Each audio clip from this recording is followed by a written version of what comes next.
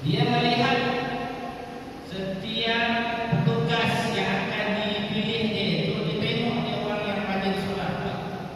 Waktu itu ada pemuda bernama Sulaiman.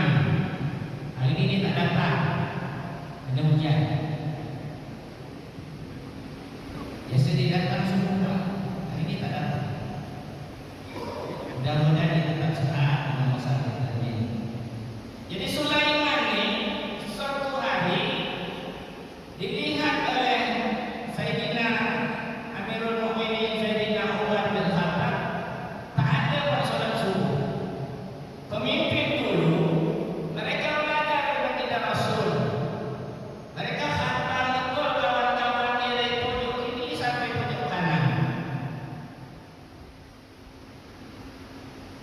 Nabi begitu kuat, begitu juga sahabat. Karena mereka mencontoh baginda Rasulullah SAW. Ditengok ada Waalaikumsalam yang keluar maaf. Mana Sulaiman? Kata mak dia, Sulaiman semalam suntuk solat sunat ya Amirul Mukminin, sehingga subuh dia tertidur saking ngantuk. Apa kata Amirul Mukminin? Wahai ibunda, saya lebih senang solat subuh 2 rakaat berjamaah karena dia melebihi dari segalanya. Siapa dapat solat subuh berjamaah ini bang, seolah-olah kita melaksanakan solat sunat sepanjang malam. Artinya besar. Inilah faedah daripada solat subuh.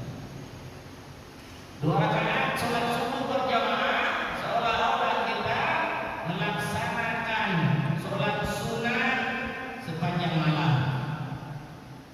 Kalau solat isya separuh malam. Kalau subuh sepanjang malam. Siapa yang tahu?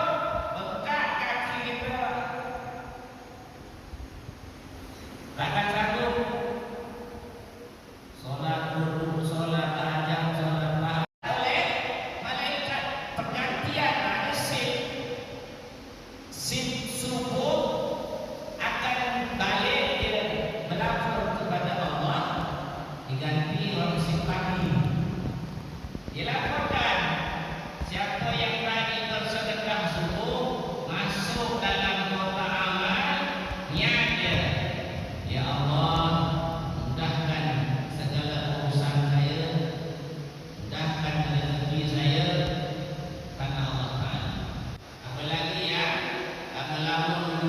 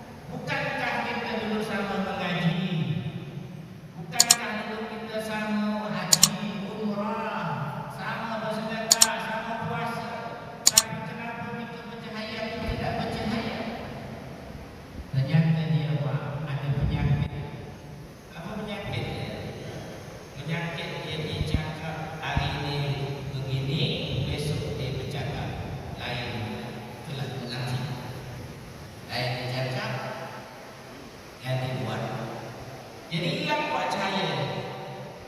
Oleh karena itu jangan sampai kita jadi orang yang munafik. Karena apa?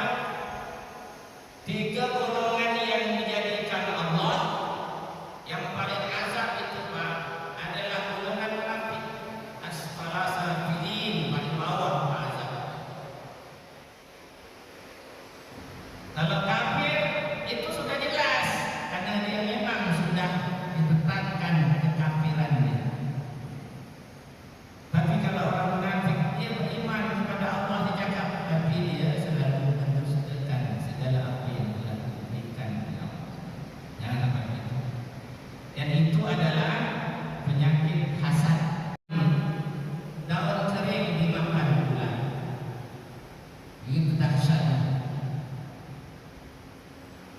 Oleh karena itu, dulu baginda Rasulullah sallallahu alaihi wasallam setiap dia ada pengajian, dia setelah pengajian nanti dia cakap kepada sahabat, sebentar lagi akan lewat seorang pemuda ahli surga. Maka sahabat tadi melihat mana orang, tiba-tiba ada lewat pemuda membawa benteng sendalnya masuk. Hari kedua besok begitu juga. Sebentar lagi ada ahli surga masuk. Sahabat masih tak percaya dengan pemuda tadi. Dikira dia Nabi tadi melihat orang lain bukan pemuda ini. Hari ketiga ternyata masih sama. Baginda Rasulullah SAW pada sahabat sebentar lagi akan masuk ahli surga. Maka sahabat bakalah dibilang Nabi. Maksudnya timbul penasaran, ingin tahu apa sih amalan-amalan yang dibuat pemuda tadi sehingga dia dimasukkan, digolongkan sebagai ahli surga. Maka Amr bin As waktu itu dia pergilah ke rumah pemuda. Dia bilang, wahai saudaraku, aku tengah malam dia tengok pemuda tadi tidur. Yang dikira si sahabat Nabi ini tadi malam tu dia tahajud, dia baca Quran apa sebagainya juga. Tapi tidak tidur. Waktu subuh dia bangun. Pergilah dia solat subuh berjamaah. Begitulah sampai 3 hari tidak ada pilihan oleh sahabat Nabi ini. Amalan-amalan khusus yang dibuat pemuda tadi, tapi Nabi kata dia ahli surga.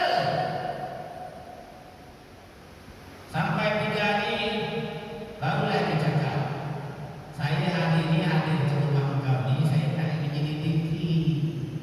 Kata Nabi, engkau adalah ahli surga, tapi saya tengok tak ada amalan-amalan yang kau buat.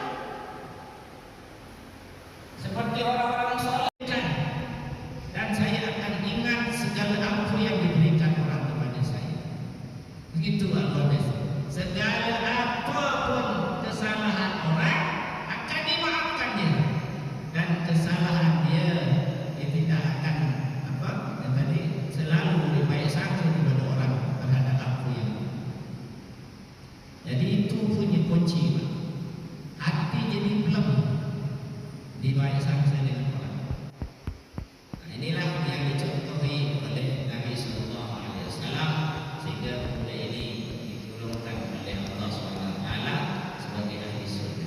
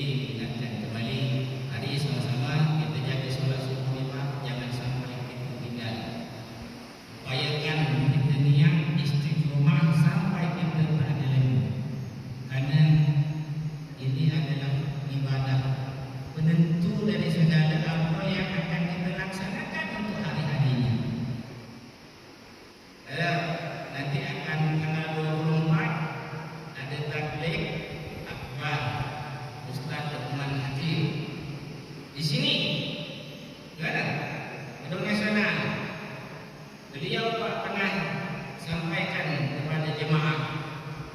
Jadi kalau kita